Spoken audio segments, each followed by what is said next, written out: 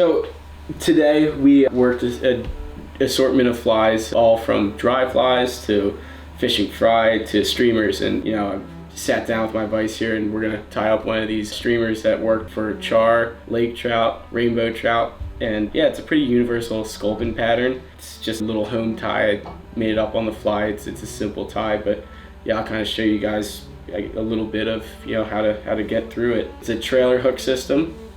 So we've got a size 4 Aqua Talon by Jerry French hook, and then I do a Power Pro 50-pound braid and I hitch it on, and I leave enough that I can tie it to the shank of a size 6 hook.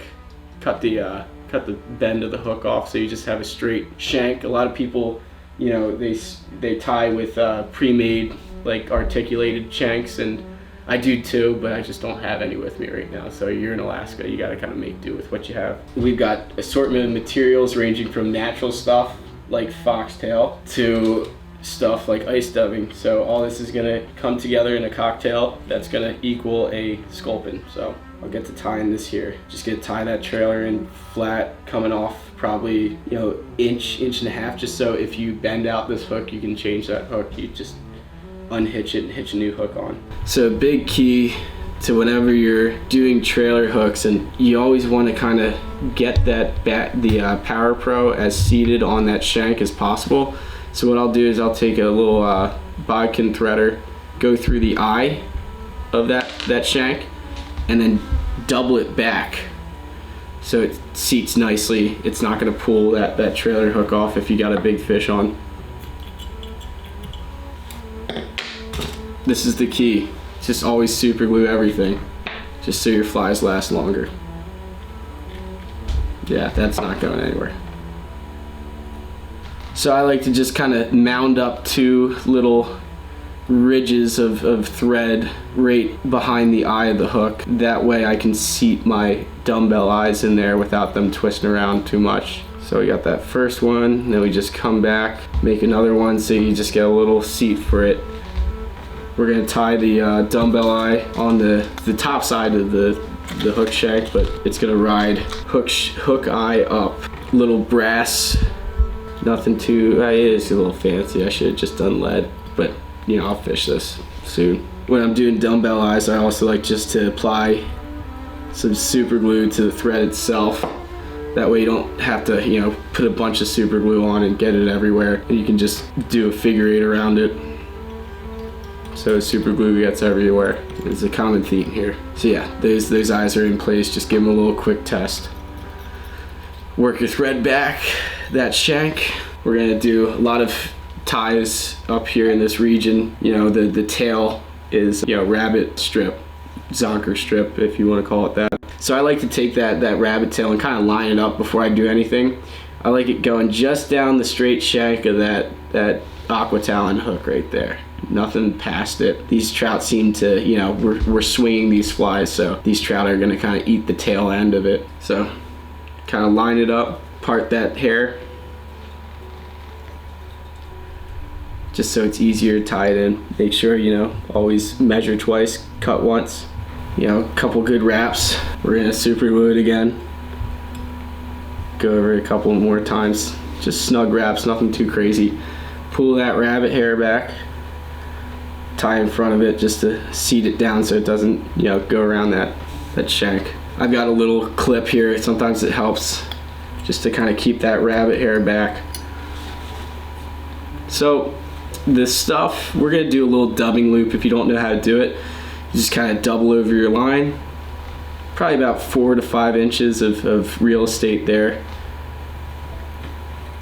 Tie a little bit, and then you come around with that thread probably 3 times. Tie that back up, and there's your loop that you just created. I'll show you what to do with that loop in a second. I've got a little rotary vise here, so I'll throw a couple whip finishes there. Take this little arm, lay that thread in it so it's out of the way. The dubbing loop, there's a little tool. It's got little prongs on it, sides and side of the loop. We're gonna take our dubbing. We're gonna use this ice dub. It's pretty long and strandy and wispy. Take pinches like to hold that loop, kind of work that material in halfway. 3 to 4 pinches of this.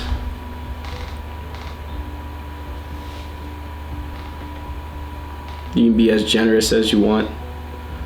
Just if you're over generous, it's sometimes annoying to comb it all out and you lose a lot of material. Just make sure it's lays flat. And again, you put it about the midpoint of that material of your pinch. So here's where things get fun with the dubbing loop.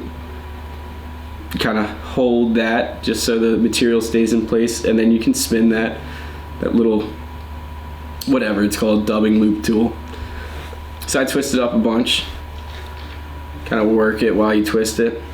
You'll see the prongs get closer together as the tension of the twist go down it. I don't even know what this is. Just any sort of like little, Velcro comb or something, just to kind of get that material wispy. Because if you just leave it like it is, it just clumps up and it doesn't sway out like you want it to.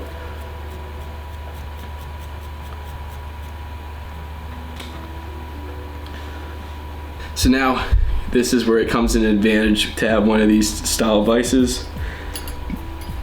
I'm just going to rotate it while working this material on. I'll take my index finger and kind of make sure that material lays back towards the back part of that fly, just so you get the most effect of the length of that material.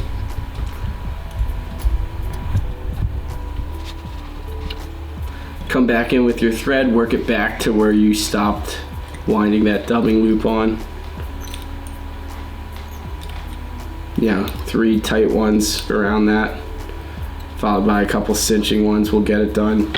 I like to cut that dubbing loop a little bit out of ways, and then I'll eventually just be able to tie it down onto that shank. So here we kind of spread the dubbing loop, the dubbing that we just applied to the side, just so it's not under the rabbit tail, because we're going to pull that rabbit tail over. So again, wet your fingers, part it a little bit, cinch it down, and yes, super glue will be applied.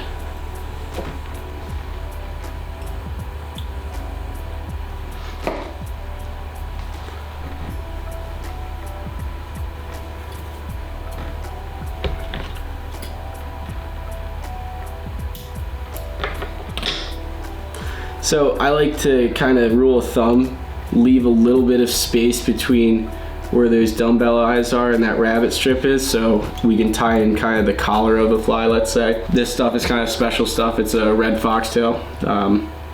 It's a dubbing brush I made and brought up, but it's got some sparkle in it. You can play around with bucktail too, is pretty popular. Just because of that wispy effect, it pushes water.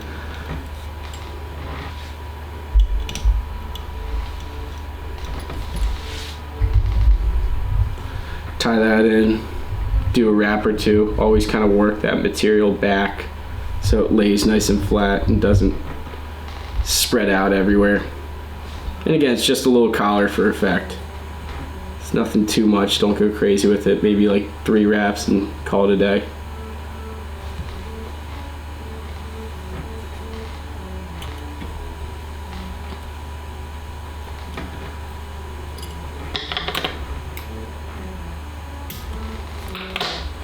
So you see how it really does wisp out nice and pushes water, but when it's swung, it stays in a nice kind of tight looking effect, but it's a good material. So now we're gonna get a little modern. We're gonna throw some silly legs on it. This is all, you don't have to do this at all. It's just for some effect. So I just get 2 sections of this, and I'm tying them in front of the eye right now, the dumbbell eyes, and then I'll work that thread back.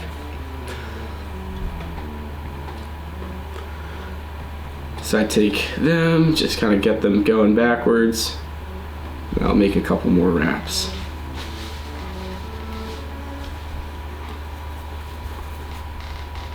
I don't really hammer down on the wraps on that that material just because it's very fragile.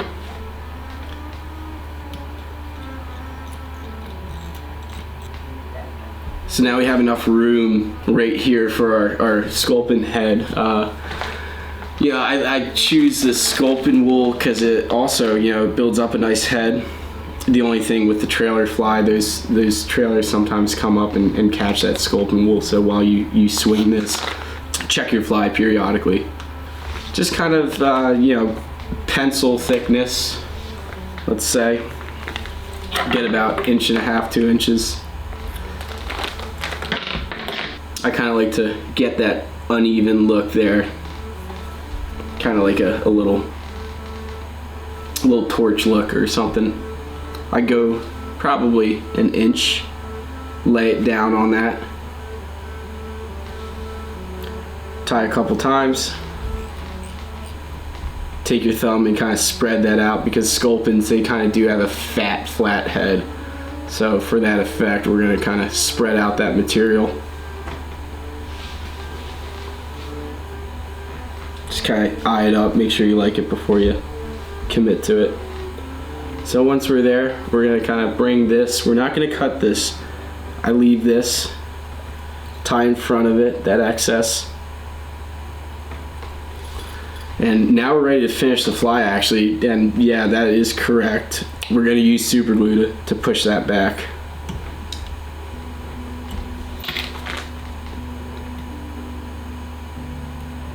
Super glue. Always use it. These fish in Alaska are they tear up flies pretty quick, so, you know, when you spend this much time tying a fly, you gotta do it right. So we're here. We got kind of quite the post coming up. We're gonna give it a little haircut. I don't do anything fancy. I don't, you know, thin out the hair like a barber. I just kind of go in, look at it, probably right about there so it sits halfway up the length of the back part. So kind of similar to that. Again, kind of spread it out a little bit. Take that super glue, I go into those wraps and dab up from those wraps onto the material itself. That way now you take your finger and you work that material back and it should stay there pretty nicely. Sometimes, you know, you'll get a little white glue look to it, but it shouldn't really matter. You can go back in and trim a couple fibers up. Trim some of these silly legs up so they don't sit out too far.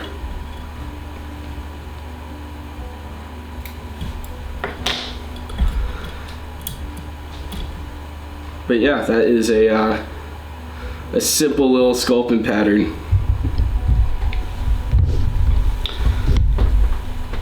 You can kind of see the underbelly there. There's the bird's eye view there. This trailer hook, people like to, you know, sometimes thread it through that leather of the rabbit or cinch it down via thread wraps to it so it rides better. I like to thread wrap it. But anyway, yeah.